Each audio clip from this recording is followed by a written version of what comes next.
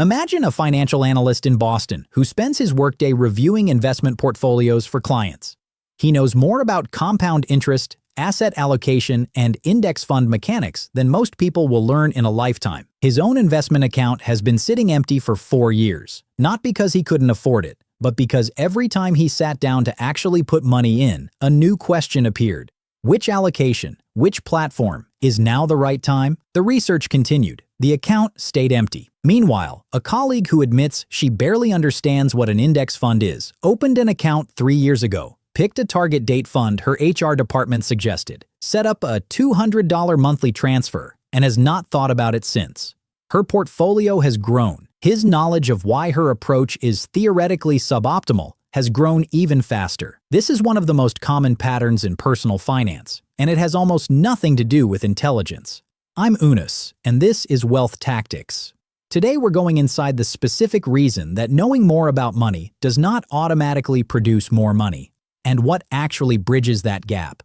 Here's the rule for this entire video. Write it down. Knowing what to do and doing it are two completely different financial skills. Most personal finance content teaches the first one. Almost none of it teaches the second. And the second one is the one that actually builds wealth. Here is what high-information financial paralysis looks like in practice. The person knows they should be investing. They've known for years. And yet every month, when the moment arrives to actually move money into an account, something interrupts the action. A news headline about market conditions, a podcast questioning whether now is the right time, a tax consideration that might change the optimal account type, a new piece of information that opens a new question that feels like it needs resolving first. The research feels productive. Each piece of information is genuinely useful, but the cumulative effect of continuously adding new information to an unresolved decision is not clarity. It is an expanding field of considerations that makes the decision feel more complex and more risky than it actually is for someone with a long time horizon and a simple strategy. The same pattern shows up across every financial domain. The person who cannot choose between the debt avalanche and the snowball method, so executes neither consistently.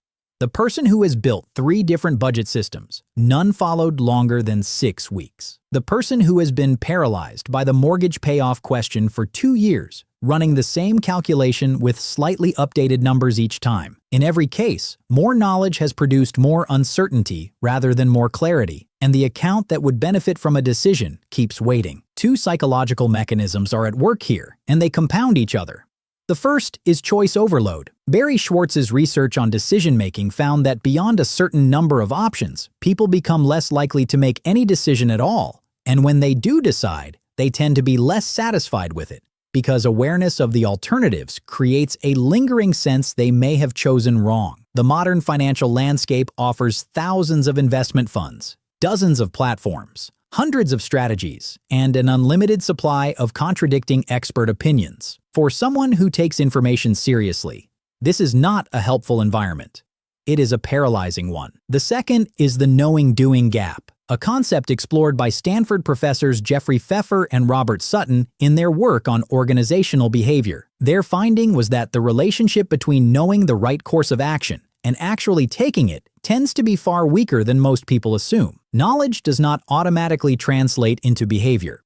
Between knowing and doing sits a layer of friction, cognitive, emotional, and habitual, that knowledge alone rarely dissolves. In personal finance, this friction has a specific shape. When someone knows a great deal about investing, they also know a great deal about what can go wrong. Sequence of returns risk, behavioral mistakes that reduce long-term returns, tax inefficiencies. Each piece of knowledge adds an item to the mental checklist of things to get right before acting. And that checklist tends to grow faster than the confidence needed to check everything off. The result is that some of the most financially knowledgeable people in a room are also among the most financially paralyzed. They can see, more clearly than anyone else, every way a decision could be wrong. And that visibility, without the accompanying skill of acting under uncertainty, keeps them at the planning stage, while people who know far less build actual financial positions. Example 1. The unfunded retirement account. Research on 401k participation suggests that employees offered a larger menu of fund options are sometimes less likely to enroll in the plan at all compared to employees offered fewer choices. More options produced lower participation,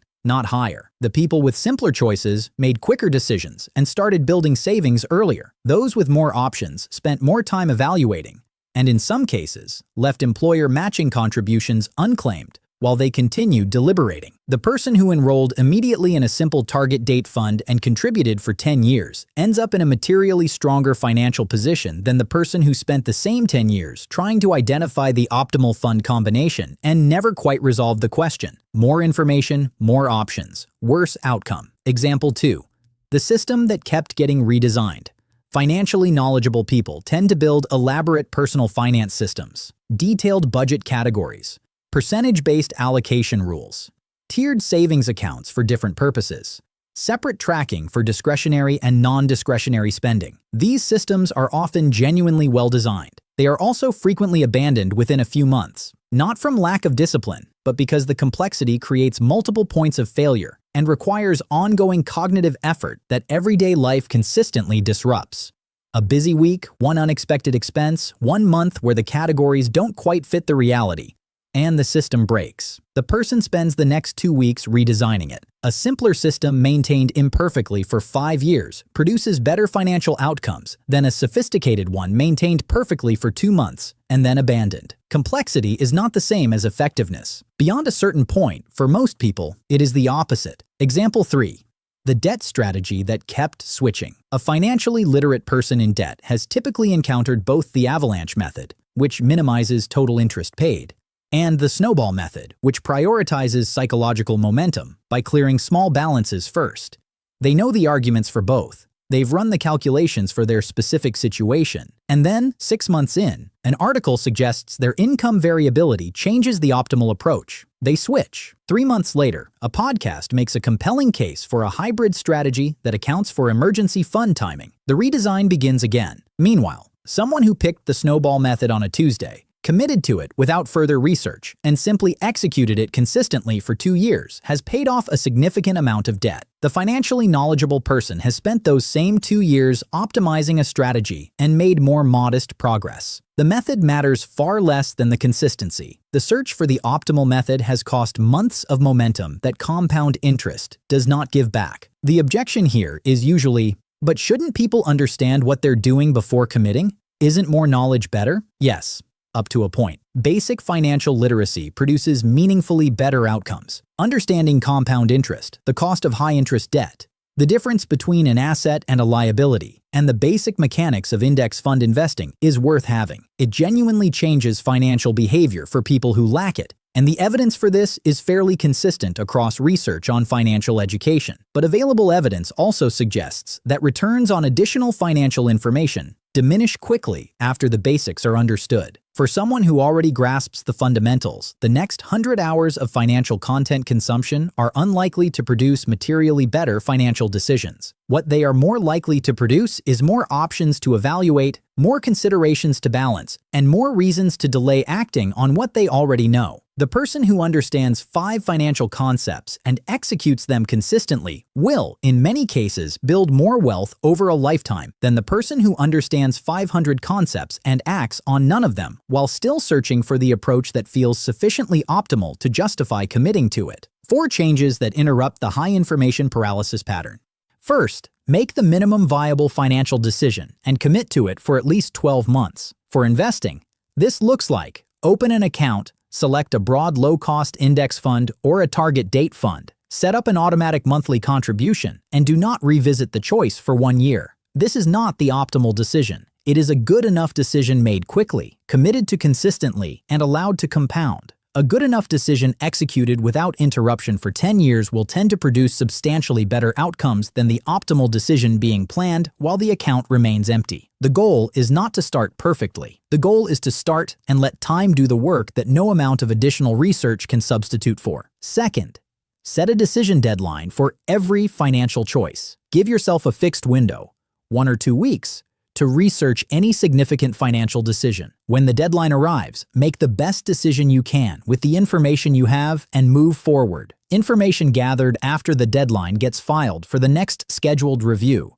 not used to reopen what is already decided. This sounds arbitrary. It is. It also works because it removes the open-ended nature of the research phase. which is where paralysis lives. Decisions that can be reopened at any time tend to stay open indefinitely, and indefinitely open decisions are financially identical to no decision at all. Third, separate your financial learning from your financial doing. Schedule specific, bounded times for reading and learning about money. Outside those windows, stop consuming financial content. This prevents new information from continuously reopening decisions you have already made. Once you have decided on your investment allocation, the next podcast episode suggesting a different approach should not have the power to change what is already working. Bounded learning keeps knowledge acquisition from interfering with execution, and it also reduces the anxiety that comes from feeling perpetually behind the latest thinking, which is itself a driver of continued research rather than action. Fourth, measure your financial decisions by action taken, not by optimality. Most people unconsciously evaluate a financial decision by how thoroughly they researched it, not by what it produced. This keeps focus on the research phase rather than the execution phase. Shift the metric. The quality of a financial decision is determined by whether it was made, implemented, and sustained, not by whether it was theoretically optimal at the time of making. An imperfect decision running on autopilot for 5 years tends to beat a perfect decision still under revision for the same period. The revision is not neutral.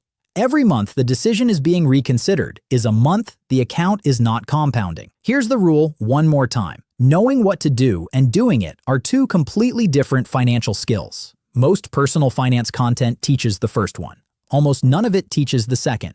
And the second one is the one that actually builds wealth. The financial analyst in Boston was not failing to build wealth because he lacked knowledge. He was failing because he had accumulated enough knowledge that acting under any remaining uncertainty felt irresponsible. He was waiting for a clarity that financial decision-making does not offer, because financial decisions always involve uncertainty, and the skill of acting anyway with good enough information is entirely separate from the skill of knowing what the optimal action would be. The colleague who barely understands what an index fund is will likely retire more comfortably if current trajectories hold, not because she is smarter, because she made a decision, committed to it, and stopped looking for reasons to change it. If this describes a pattern you recognize, subscribe to Wealth Tactics. Every week, we take apart one more piece of money psychology that costs people who should know better. Drop a comment and tell me the financial decision you have been researching the longest without making. I read every one. This has been Unis for Wealth Tactics. See you in the next episode.